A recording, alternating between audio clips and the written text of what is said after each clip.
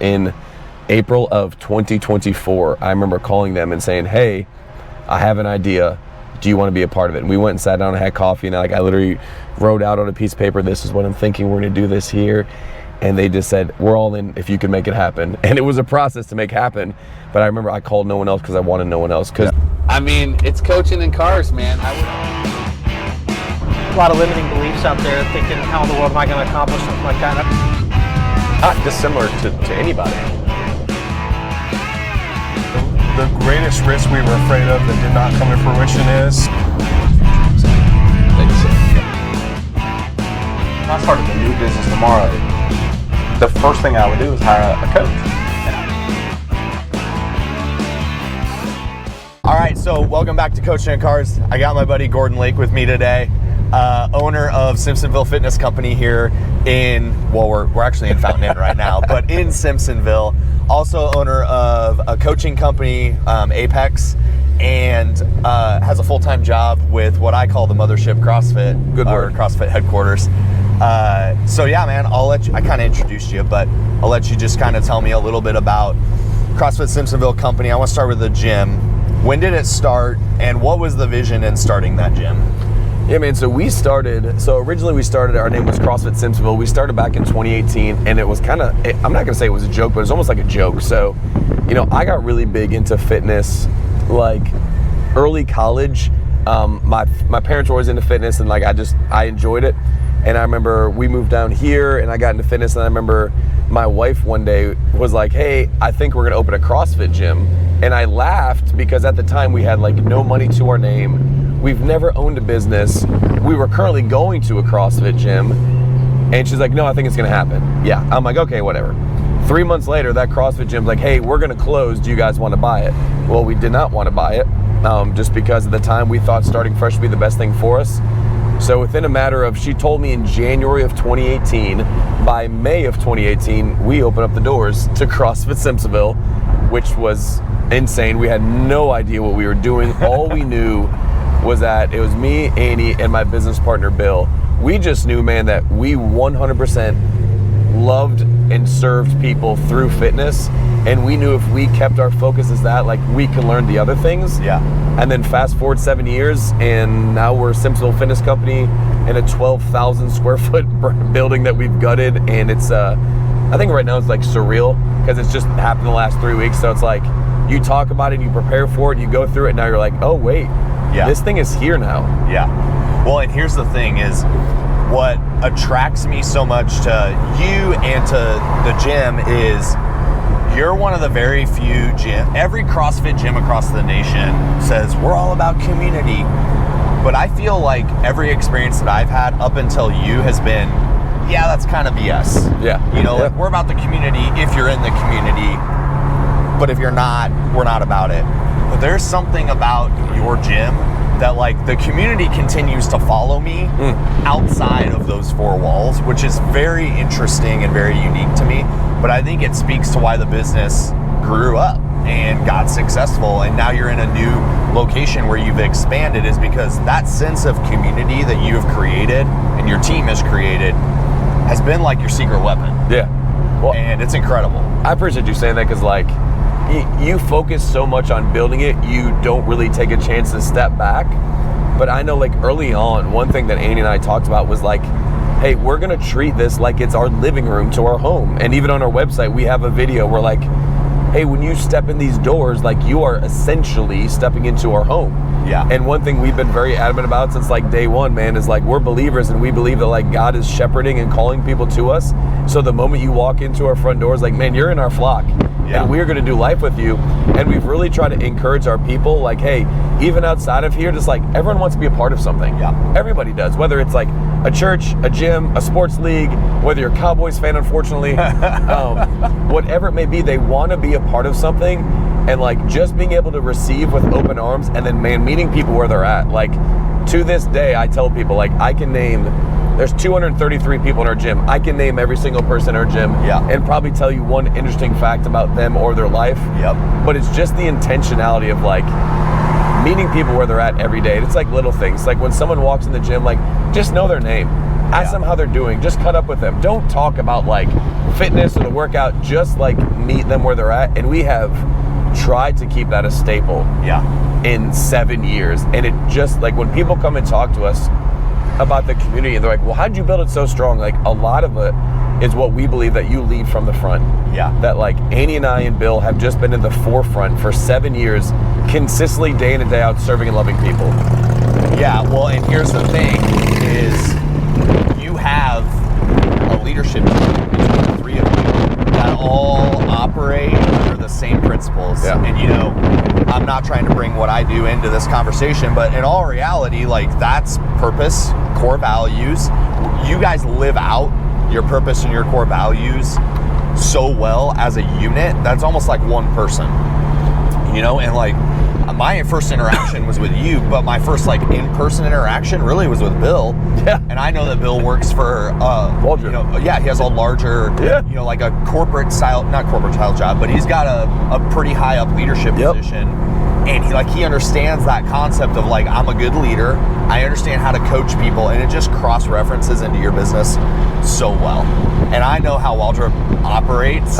They have purpose, core values. They have a mission. They have a 10-year target, a 5-year target. Like they're using a progressive operating system to build their business, and Bill brings that into your business. You already have that knowledge.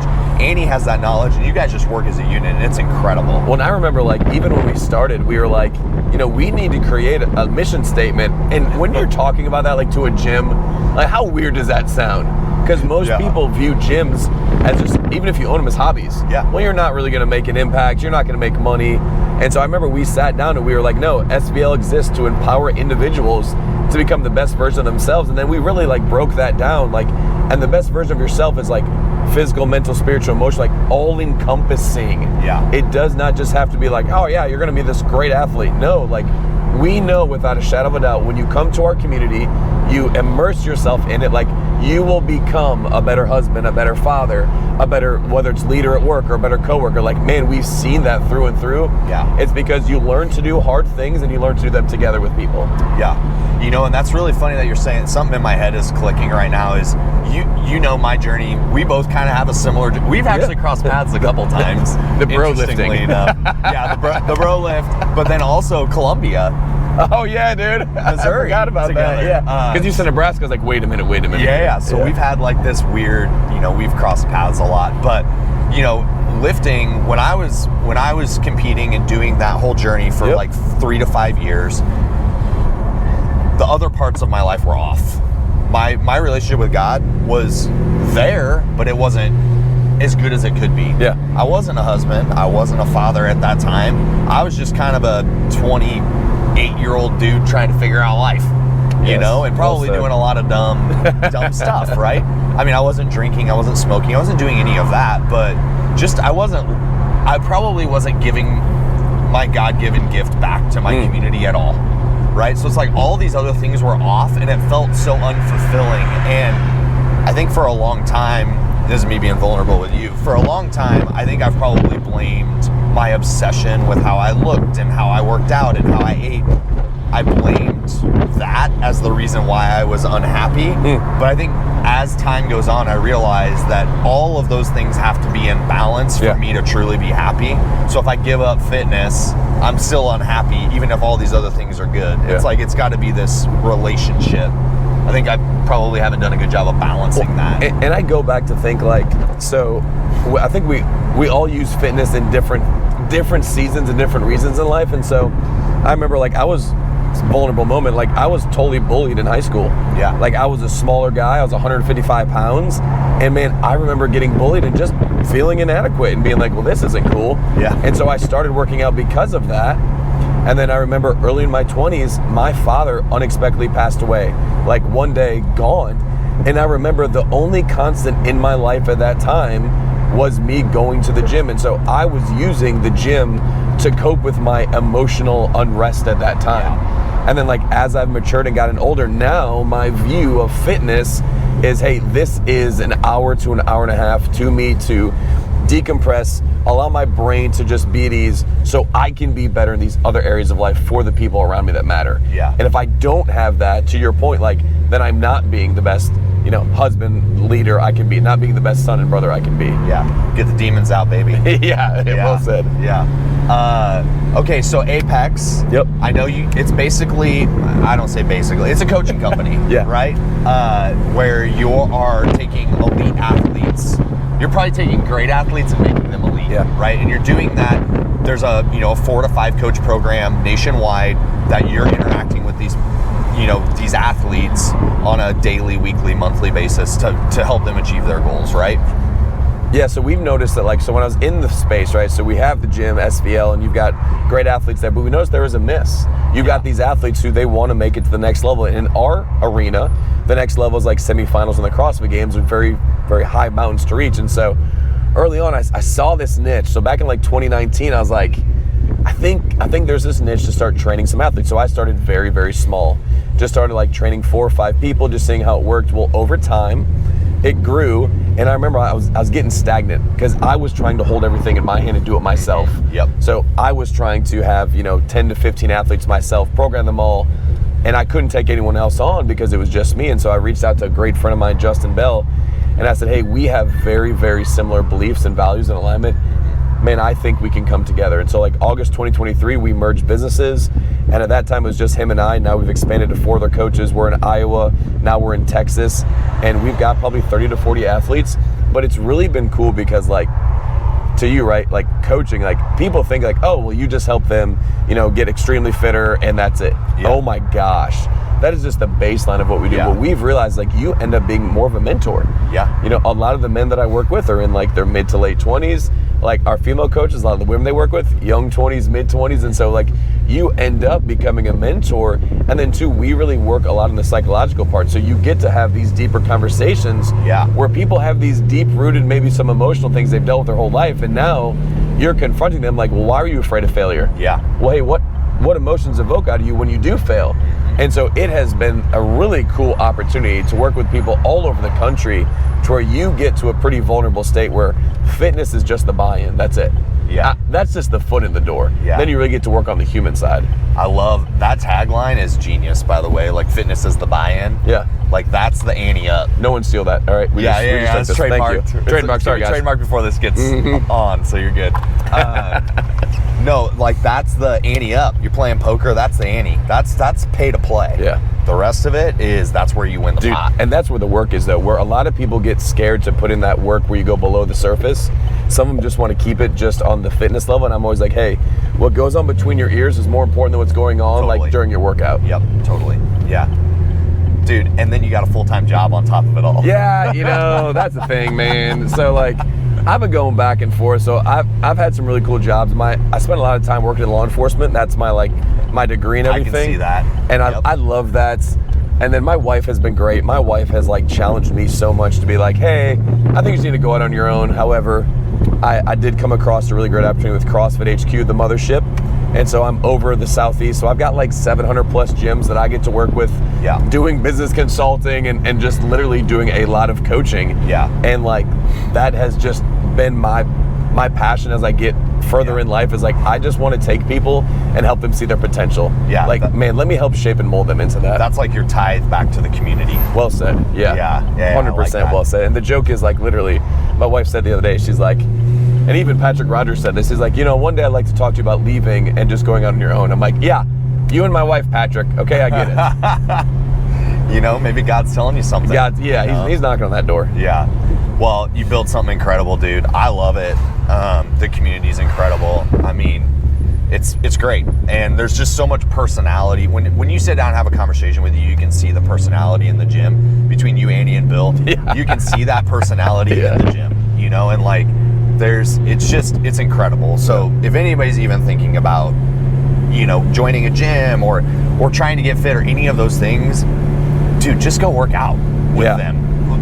Do a couple sessions and no pressure. We tell people, I don't care what walk of life you're in. I started working out at 275 pounds. Yep. I couldn't run 200 meters. So I tell people, look, the last thing we ever care about is how you look. Yeah. All we care about is effort. Yeah. And that you allow us just to get a chance to work alongside you. Yeah. We will literally suffer alongside you. And I've had so many people who've been oh, I can't do what you do. Well, I'm not asking you to do what I do. Yeah. I'm just asking you to get your foot in the door. Yeah. And I can promise you, man, like we can just help guide along you. And now like with the new facility having multiple ways to reach people, like it's even better opportunity. Yeah, you are asking people to do what you do, just not at the level that you are. I think that's the mindset of people. They always say like, well, I can't do it at that level. Like I can't lift that much, or I can't move that way. And it's like, no, you can. There's a lot of limiting factors there, like self-limiting factors. Yeah. You can do it. Sometimes it's not I can't do it, it's I don't want to do it, or it's uncomfortable. And dude, I'll be the first to tell you, you know, getting back in the gym and doing what I did, that was uncomfortable for me. But after like a couple days, my mind is clearer, my sleep is better, everything changes, and you start to gain. It's a snowball. You know, we're a big Ramseyers, and it's like the dead snowball. This is like the physical snowball. It gets good. And we could do a whole podcast on getting uncomfortable and how, like, if you look at society today, like a lot of the things that have been provided to us are trying to take discomfort out, right? Yeah. No one wants to be uncomfortable. Yeah. Everyone wants to be like, oh, I just want to do what's comfortable and easy. And so we tell people like, hey, there's going to be an opportunity to get uncomfortable. Yeah. So I didn't tell you I was going to do this, but we're at the location, the original. Yeah. What kind of memories come up when Are you trying to make me emotional on here? Drive past this place? I mean, I still remember like praying against that wall with two of our really close friends in 2018 and just being like, man, Lord, if you could just make a way to have 50 people show up. Man, how awesome would this be for 50 people? Lord, if you could just make a way for us to be open for 1 year. And like now that we have seen what he has done and the fruit of it and where we're at, like it makes no sense. And Andy and I talk about this, like there's a whole slew of people who are going to come to us who are never going to know this. They're never going to know where we started, what we've did. Yeah. But like it's cool for our OGs who've been with us. So we started out with 32 people and I still have like 12 to 14 of those at the gym. And they've been with us through the seasons. And so like they've seen it, man. Yeah. And there's something to be said, like when you build it from the ground up, you just have such a different respect for it. Yeah.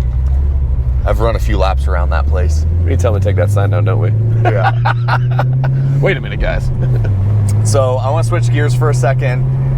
I want to know what's your first car? Yeah. And your most memorable memory inside of that car. Oh man, all right. 1992 Plymouth Laser. Now, if you remember back in the day, the Plymouth Laser was basically the ripoff. I think it was like the Mitsubishi Eclipse. Yep. Like the engine was horrible. It was all condensed down together. I remember it was blue. It had rims on it. The original owner put it on. I didn't do that. Yeah. But I painted the interior of it blue too, so there's like blue outlining going around it. Yeah. You're a 90s kid, baby. Bro, 100%, 100%. I think my favorite memories though, man, is like, I remember I grew up in this small town in Missouri. I went New York to Missouri, and they had this thing called cruising. So I guess like there was this one main loop, this drag, and you just like drove around it for hours with your friends. And I spent countless hours in high school with just buddies, man, just laughing, making memories, just driving around in a loop. And it's funny you said about your first car, because I remember like how amped up I was. I paid cash. Man, I love that thing. I treated that thing with like so much care and concern. And I remember when I sold it, like I thought I'd never find a car as cool as that.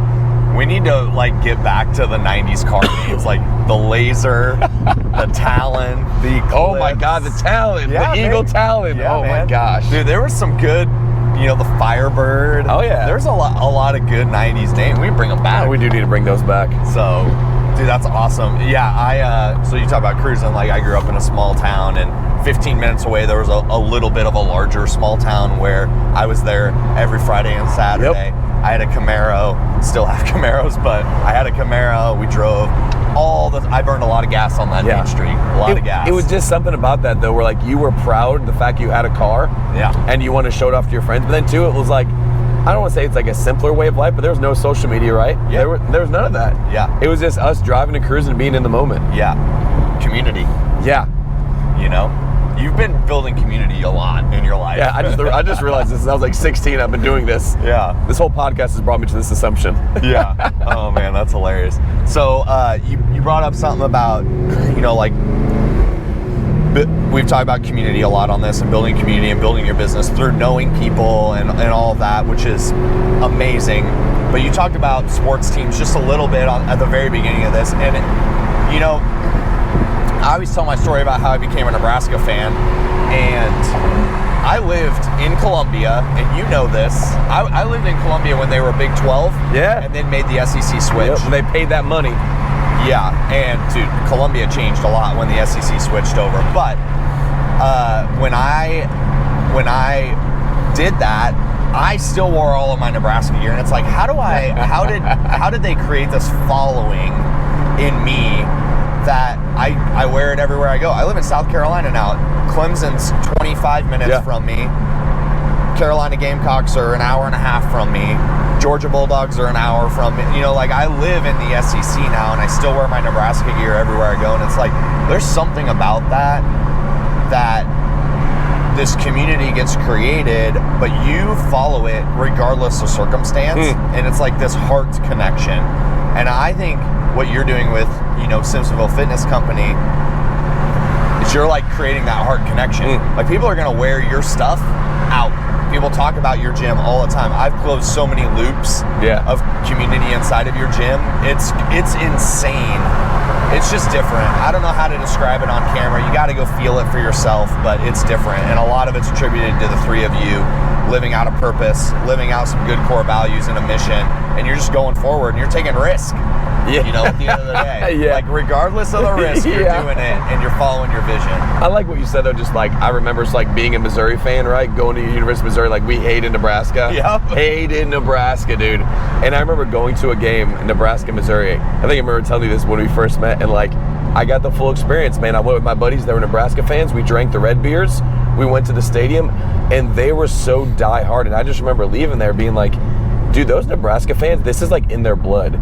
This is where they're from. This is who they are. And like, we carry that same mentality over to SVL. Like, we tell them, like, hey, we want you to be proud that this is your gym and this is what you call your gym. And then even at the new location, like, when we opened, we literally told our members, we took this gigantic risk because we wanted you to have the best place to call home.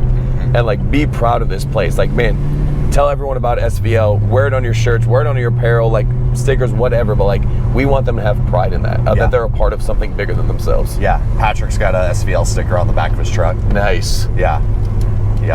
So I got two final questions for you. One of them is about the business and one of them is just about life. So about life, I gotta know, you've obviously met a lot of CrossFit athletes, famous, what people would call famous people, right? What's like one really good story you could tell? You don't have to say the name, but about one of those athletes where you're like, man, when I met them, this happened. So I'm gonna drop the name, but I'm gonna throw you for a loop here. Okay. So we've had our gym for a hot minute, and if you watch wrestling, there's this wrestler named Seth Rollins. He's kind of famous. And Seth was coming into town, and I messaged him on Instagram. I said, hey man, I got a gym if you want to work out at it while you're here. And he messages back, he goes, hey man, better yet, can I park my tour bus there that me and my wife stay in? And I said, yeah, anything you need. So Seth Rollins and Becky Lynch, they come in, they park their bus there. They come in and catch a workout the next day. He had to give me his cell phone number, the most down-to-earth dude ever. But he has spent his life doing CrossFit and getting fit for his professional wrestling career. But like, I tell people to this day that happened, they don't believe me, and I still have his number saved on my phone. Where I'm like, that's hilarious. Look at this is him. Yeah.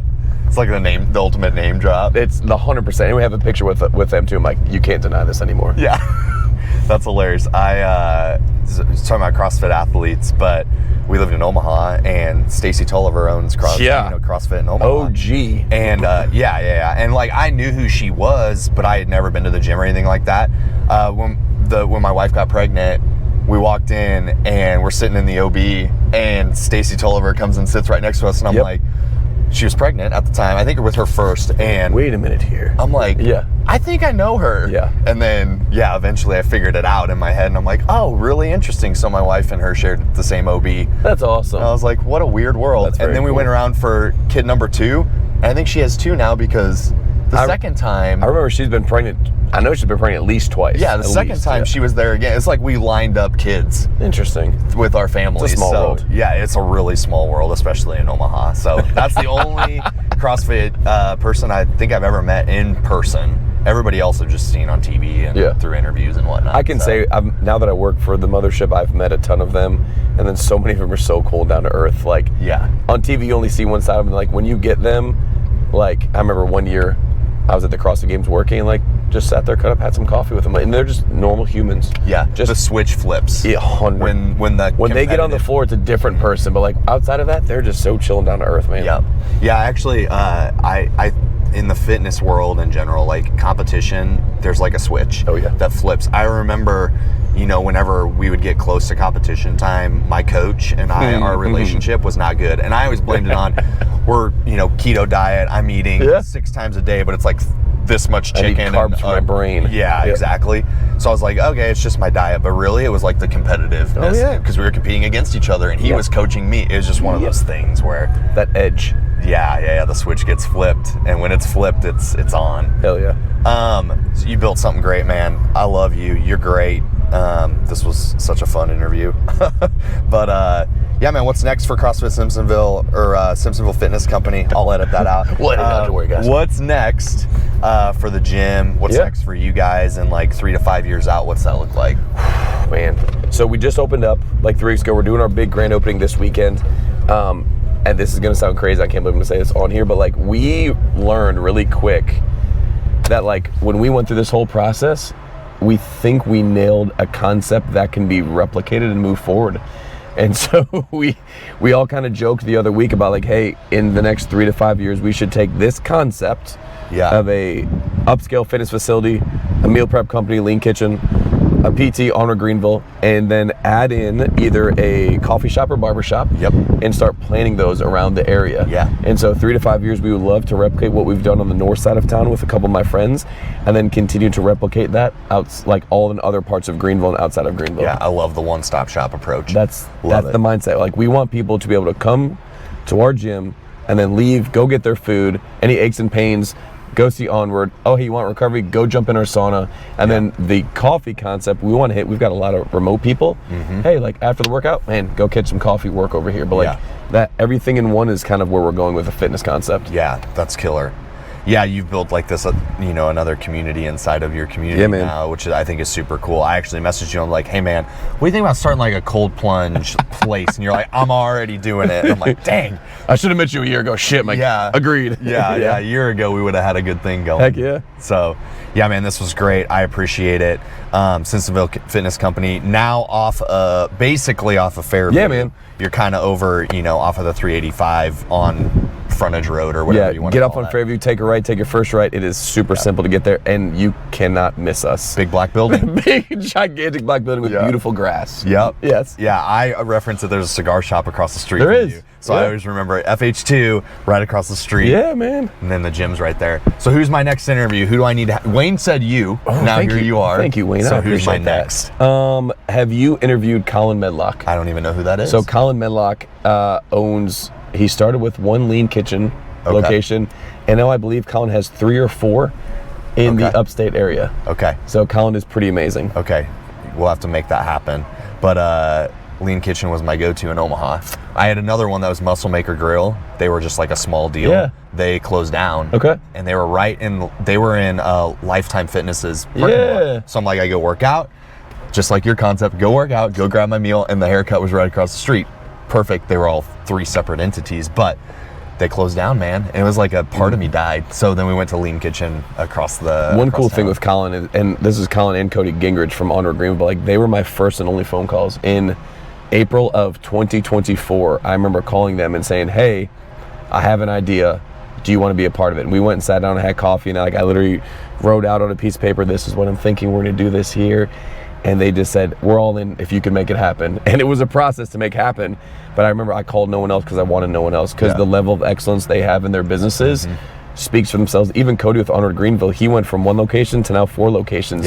And it's just like you said this earlier, when you align yourself with people who just want better for you and hold you accountable and challenge you, man, like rising tides raise all ships. Totally. And I feel that in my friendships I have. Yeah, their quality of service is incredible. Like they're great people too. So awesome, man. Well, I appreciate it. This was great. Again, thanks for having me, or thanks for me having you. Yeah, but I thanks appreciate for coming. it, man. Hell yeah. And yeah, man, we'll catch the next workout together. Hell yeah. Cool.